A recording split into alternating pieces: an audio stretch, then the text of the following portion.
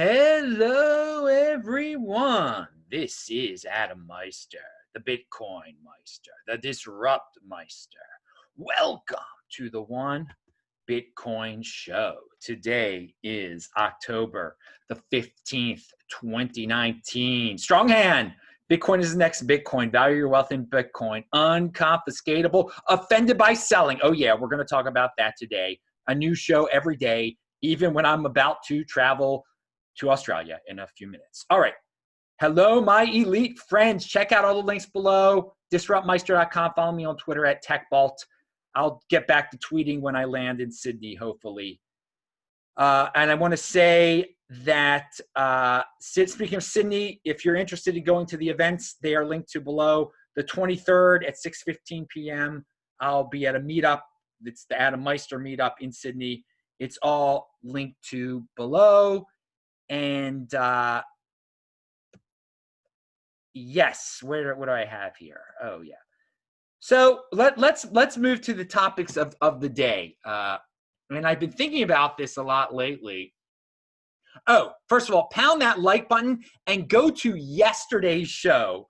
During yesterday's live show, people were unable to pound the like button. Yeah, some fluke with YouTube, and thus it didn't have enough likes and not enough. It's a vicious cycle when something like that happens. So go over there, watch yesterday's show. It was a good show, and pound that like button for yesterday's show and for today's show. But it was a fun show yesterday. It's just like something was wrong. Yeah, you got to deal with the punches. So hey, I'm trying to fix that situation by getting some of you guys who missed the show because others didn't pound that like button that usually would. All right, so let's talk about Bitconnect. Yeah, well, Bitconnect. Well, Adam, why are you talking about Bitconnect? Well, because I am wondering, at the height of the Bitconnect wildness, and there were other Ponzi schemes going on in cryptocurrencies that the 80%ers were piling into at that time. At the height, what percentage of people in cryptocurrency were just in straight up scams? What percentage of the money in cryptocurrency was just in straight up scams like Bitconnect? I mean, it's fascinating to think back and to think. I mean, if it was, could it have been as large as 10%? I mean, that is huge.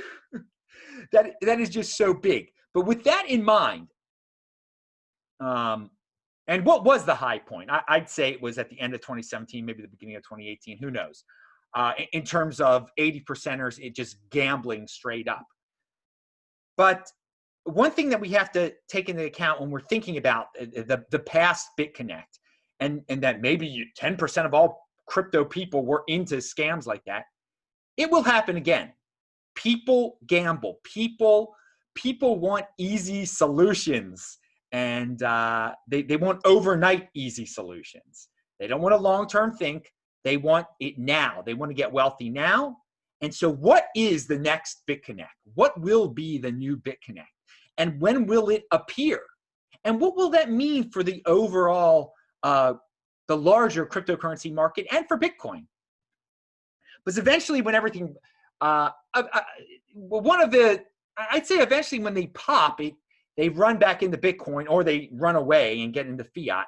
But when these scams are running hardcore, they have to buy Bitcoin first to get into the scam. And maybe some people will end up stuck with some Bitcoin, not stuck, but with some Bitcoin because they were trying to get into the latest and greatest Bitconnect 2.0. So what is the next Bitconnect? Only time will tell. I've got my popcorn out waiting because, of course, I'm not going to get into it. And what I'm going to love the most about the next Bitconnect, and again, it will happen, is when people like me are warning and saying, hey, guys, this is the next Bitconnect. You shouldn't. And then the people that'll be replying saying, Adam, you just don't get it. You just don't get it.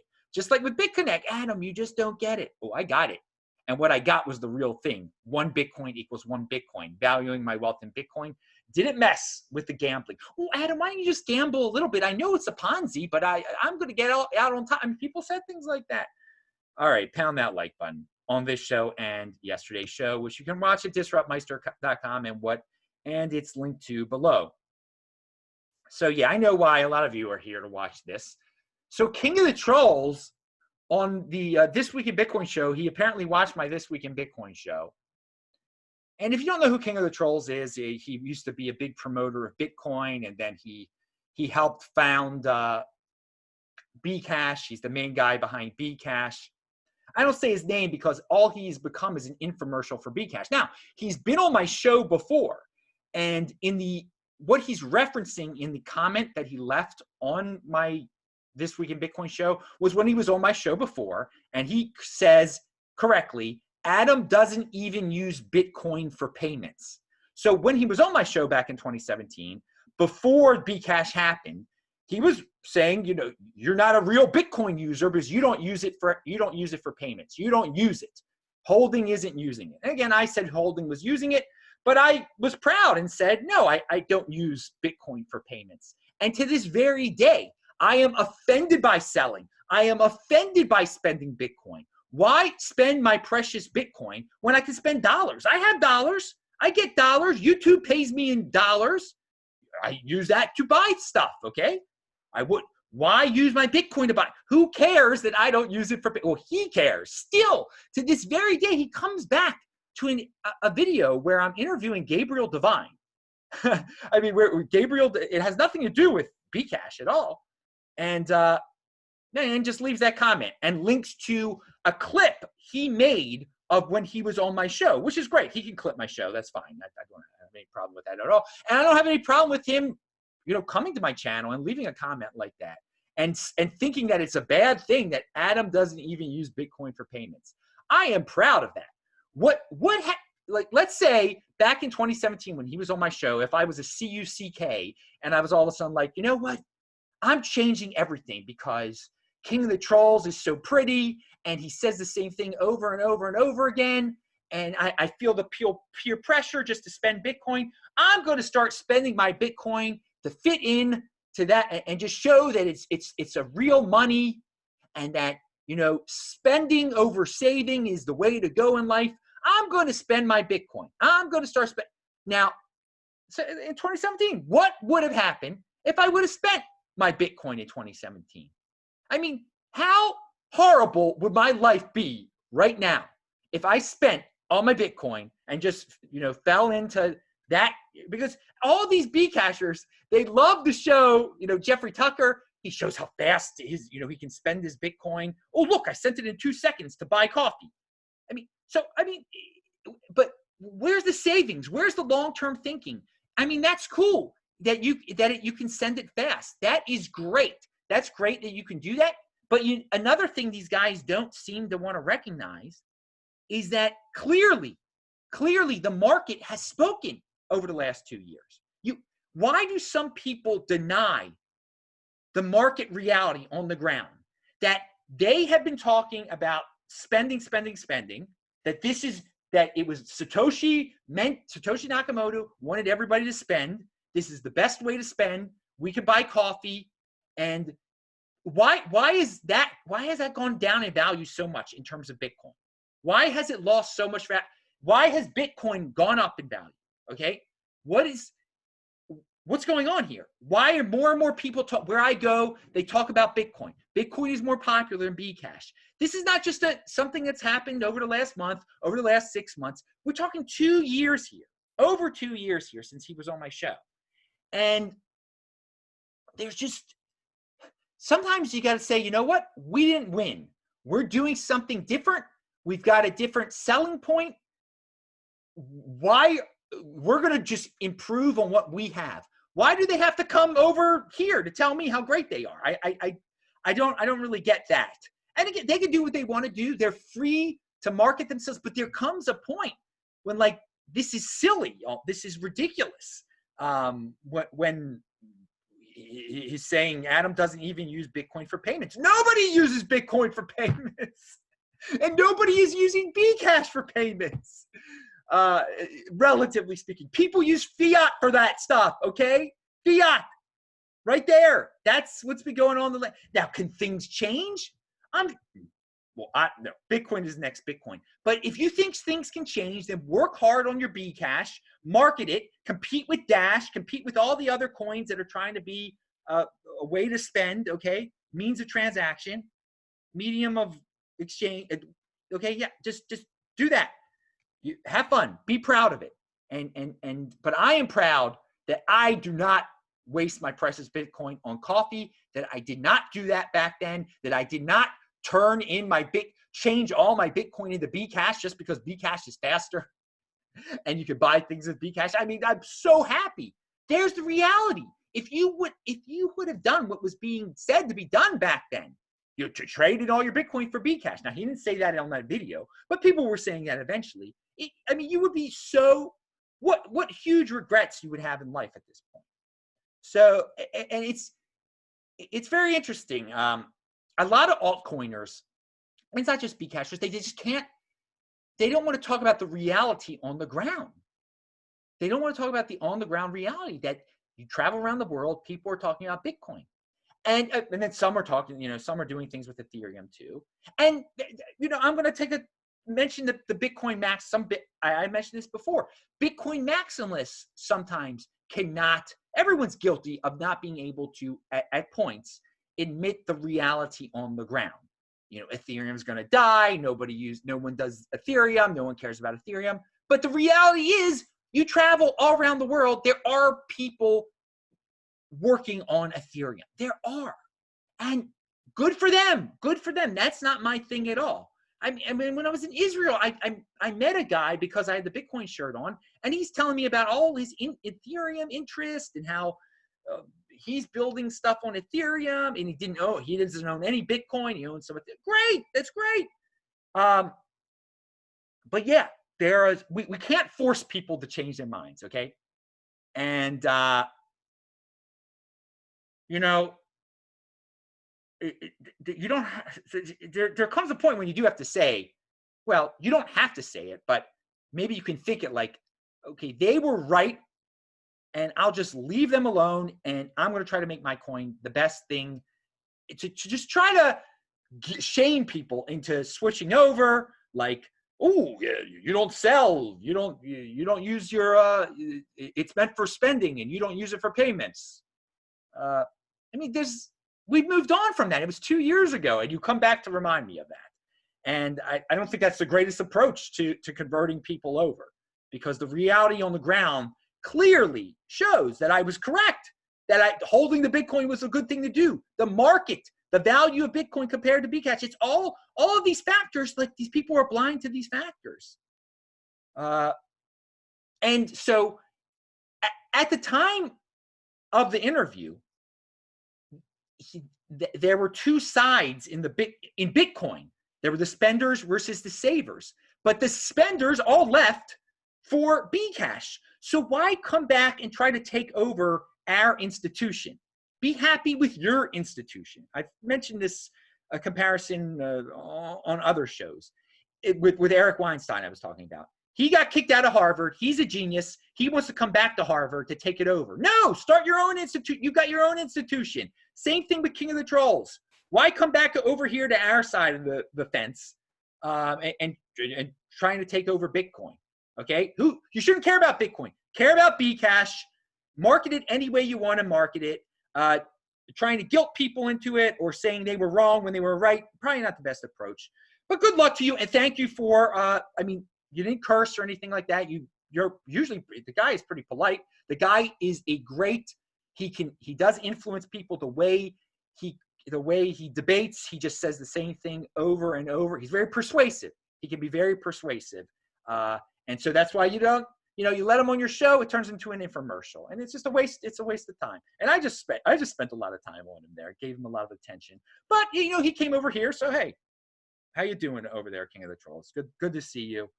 And good luck. Good luck to Bcash. Good luck to them. It doesn't really bother me what they do.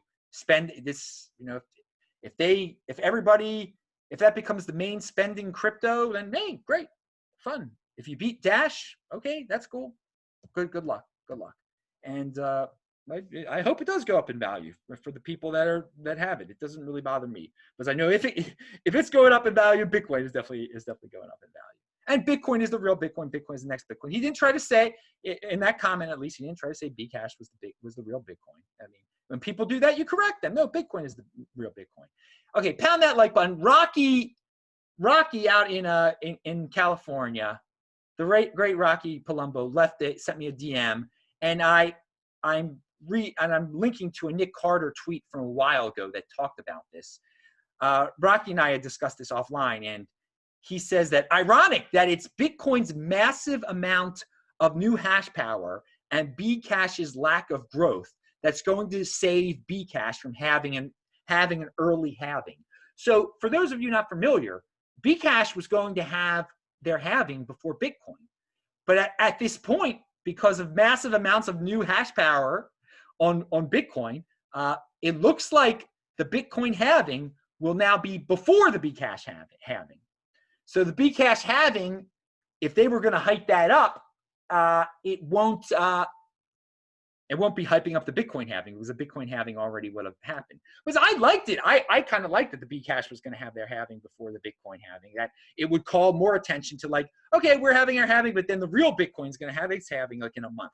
Well, at this rate, it's not. It looks like Bitcoin will have its halving before the Bcash halving. So that's interesting to be aware of that. Plan B has a tweet that I was going to. I've been meaning to mention for a while. It reminds us about negative interest rates. And at a certain point, we're going to get to a point where you're going to be able to borrow from banks as consumers at negative interest rates. So they're going to pay you. They're going to pay you to borrow. And this is what he's referring to.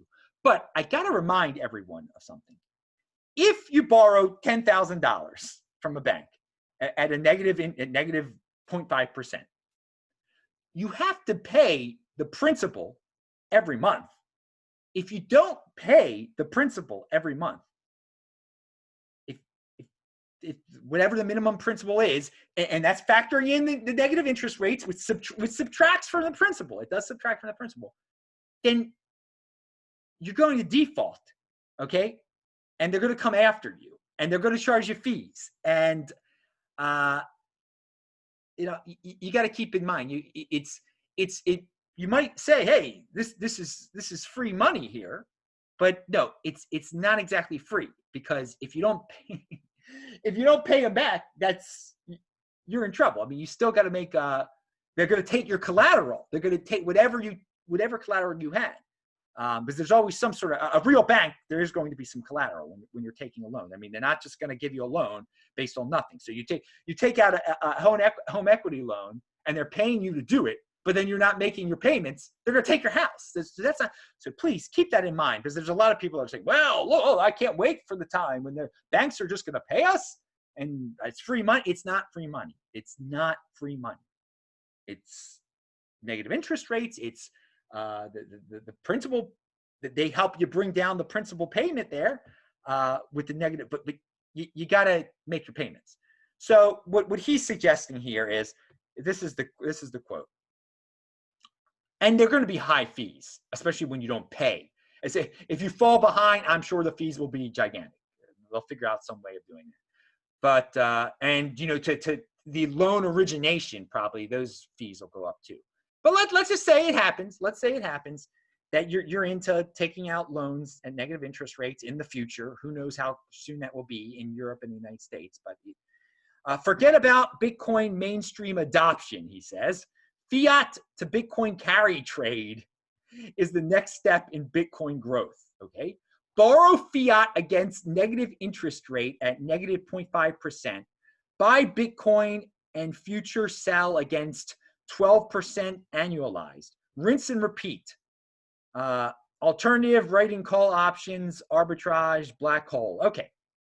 So he is suggesting doing something that I think is absolutely ridiculous. Taking out loans to buy Bitcoin and then selling that Bitcoin to pay off those loans very soon afterwards. Don't play that game. Don't. I don't want to get people into debt here and everything like that. But he does. Some people are going to do that. People are going to do that, and it's going to be very tempting with the negative interest rates framing of everything, and people screaming that you have free money, and when it's not really free money. But say, hey, that'll be good for Bitcoin. That there will be people that know how to do that, and some people that don't know how to do that will be taking part in that activity and pump, and it'll help the price of Bitcoin. We've said that before. The negative interest rates will help. Will get people. It'll wake people up to get them into Bitcoin. That this fiat thing has gone way psychotic. I mean, negative interest rates are not a naturally occurring phenomenon. This is something that people have created on their own that make completely it makes no sense. Anyway, but it will happen. It will happen and it will work. They'll be able to, the banks will be able to pull it off. The governments will be able to pull it off.